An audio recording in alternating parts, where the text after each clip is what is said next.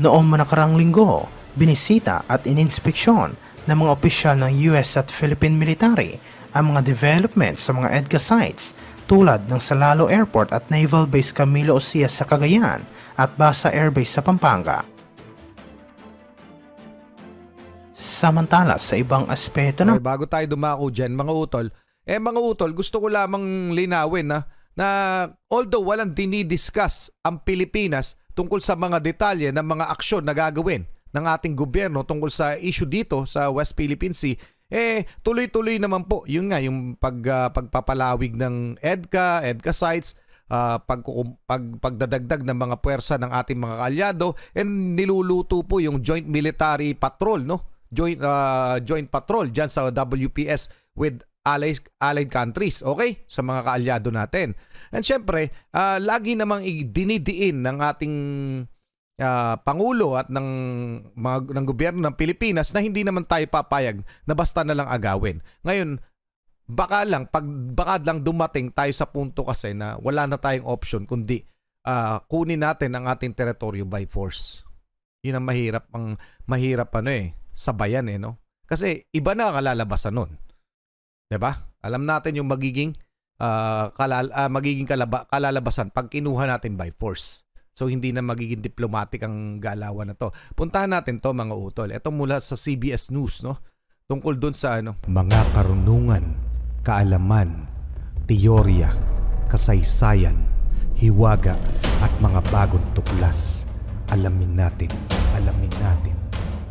Bunsod ng pinakabagong pangyayari dyan sa Ayungin Shoal kung saan binangga ng Chinese Coast Guard ang ating Philippine vessel na patungo sa Ayungin Shoal kung saan magre-resupply mission sila doon sa mga personnel natin doon, syempre kukundinahin yan ng Pilipinas. At eto ang US o yung United States of America nagsabi na rin. Okay mga utol, etong title pa lang, President Biden binigyan ng ultimatum ang Chinese Navy at CCG, which is China Coast Guard, magsisisi kung hindi aalis sa WPS. Totoo nga ba ito? Mamaya ika-counter-check natin kung ano nga ba ang pahayag ng United States of America hinggil sa naturang insidente. Ito'y mula kay PHTV. Pakisubscribe siya mga utol. Pakilike na rin yung video game na PHTV.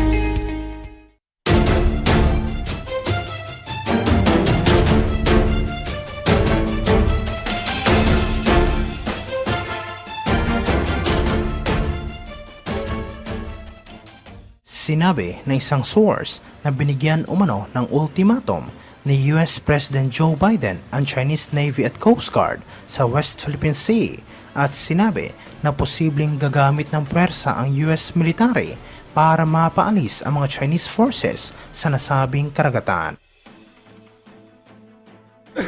Sinabi sa report na nagbanta ang US President laban sa China at sa katunayan mayroon na umanong estratehiya ang US military upang mapaalis ang mga Chinese vessels sa West Philippine Sea at isa na dito ay ang paggamit ng puwersa.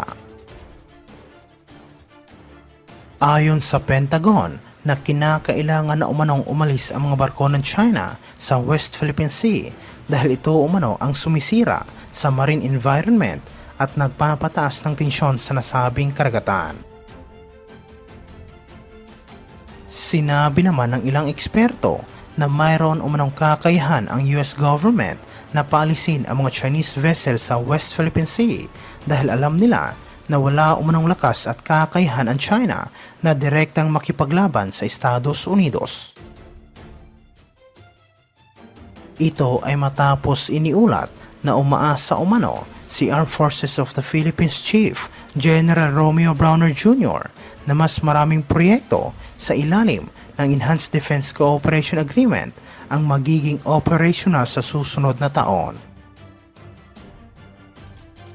Sa kanyang pagbisita sa mga EDCA sites sa Basa Air Base sa Pampanga, sinabi ni Browner na masaya ang sandatahang lakas at US military sa kasalukuyang development ng mga proyekto at dahil ito sa mas pinalakas na alyansa sa pagitan ng Estados Unidos at Pilipinas.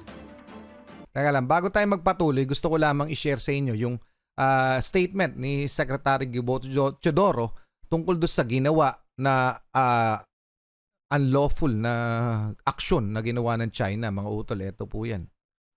Ano ba yun? Okay, ito po yan, mga utol. No? Nung tinanong siya, ito ay press briefing ng Department of National Defense tungkol sa nasabing insidente, ha? Na po, ano po ang magiging decisive action po ng Philippine government dito sa ginawa ng China? Operational matter po yan sa inulit-ulit ko. Ngayon po, kailangan kondinahin ng buong mundo at ng bansa ang illegal at mapaniil na mga aksyon ng Chinese government na labag sa kahit na anong norm ng international law, kahit saan libro hanapin. Yan, mga utol, galit na galit siya, no? Mga utol na, yung operational matters, no, hindi niya pwedeng i-discuss. Kumbaga, kung anong hakbang ng ating gobyerno ay hindi niya pwedeng i-discuss, ilabas in public. Okay, mga utol, para na rin sa ating security. Okay, pero lagi nating iisipin, merong hakbang na gagawin ang ating gobyerno dyan. Okay, mamaya i-check din natin yung statement ng United States hinggil sa nasabing insidente. Okay, tuloy muna natin to. Isinare ko lang sa inyo yun. Basta alam natin galit siya. Sinabi niya ng Armed Forces of the Philippines ay lubos na nasasabik na sa susunod na taon magiging operational na ang mga EDCA projects at dahil dito makakagawa na sila kaagad ng mga joint exercises at pati na ng mga joint operations. Sinabi naman ng commander ng US Indo-Pacific Command na si Admiral John Aquilino na mga developments sa ilalim ng EDCA ay kumikilos ng napakabilis.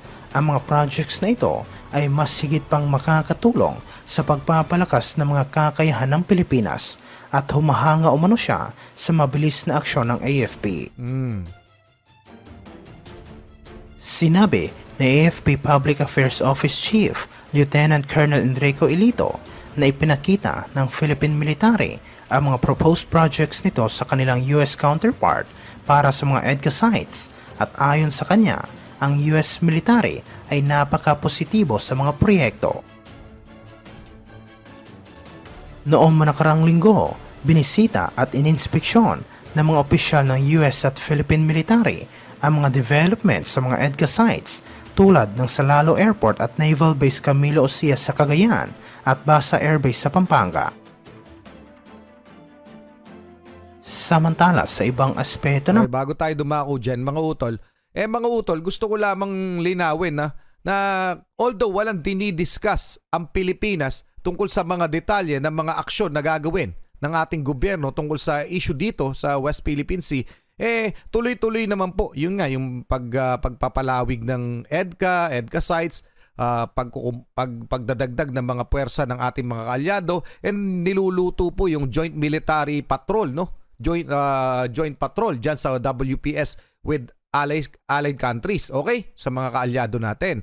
And syempre, lagi namang dinidiin ng ating Pangulo at ng gobyerno ng Pilipinas na hindi naman tayo papayag na basta na lang agawin. Ngayon, baka lang dumating tayo sa punto kasi na wala na tayong option kundi kunin natin ang ating teritoryo by force. Yun ang mahirap sabayan no? Kasi iba na kalalabasan nun. 'Di ba? Alam natin yung magiging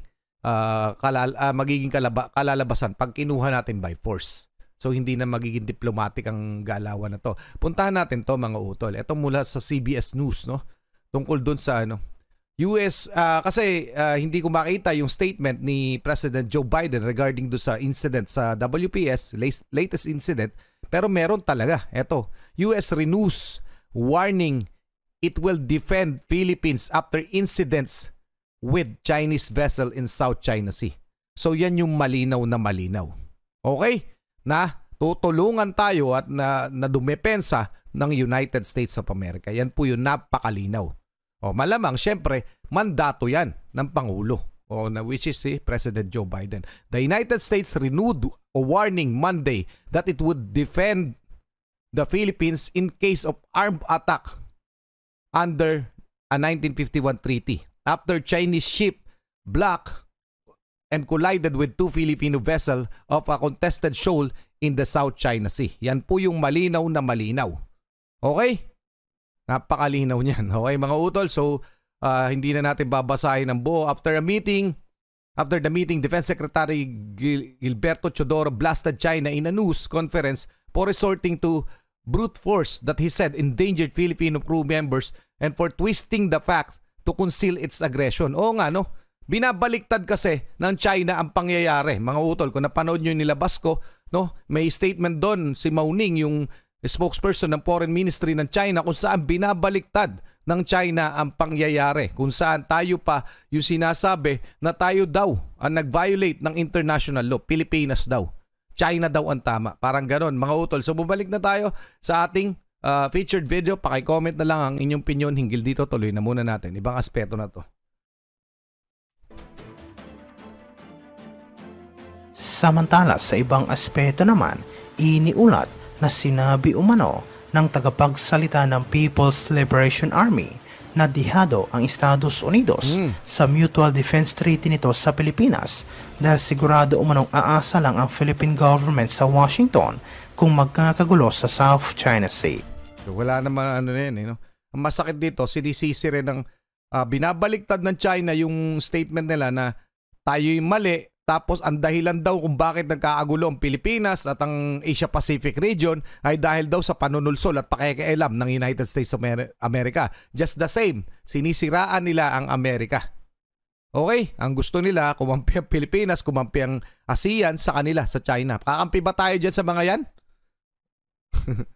Kung panoorin nyo ng buo yung statement ni Secretary Gibo Chodoro, ayaw niya nang maniwala sa mga sinasabi ng China dahil taliwas ito sa kanilang ginagawa. Ngayon mga utol, sana lamang lahat ng Pilipino ay magkaisa dito sa laban natin sa pang-aagaw at pananakop ng teritoryo nitong China. Sana'y mamulat na tayong lahat.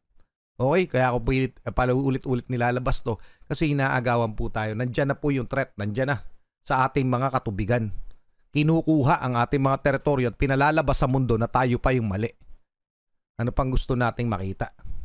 Kailangan na nating magising, magkaisa, tulungan ng ating gobyerno. Ngayon, maganda po ang ginagawa ng ating gobyerno. Habang diplomasya ang pinapatupad, nagpapalakas tayo ng puwersa kasama ang ating mga kalyado. So, ano masasabi nyo dyan mga utol?